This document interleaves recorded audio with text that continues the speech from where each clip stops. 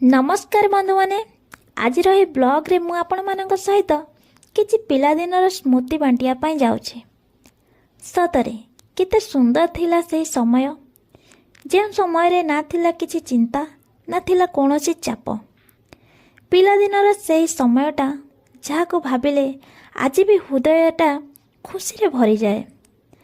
सकाळे माँ को मीठा कथा, बापा को डाक, भाई भौणी को झगड़ा, पिठीरे छोट बैग, सांग मानक सहित हसी खेली पाठशाला को जिबा, संध्या बेले गाँ मुंडरे सांग मानक सहित मिसी खेलिबा, आहा कि आनंद।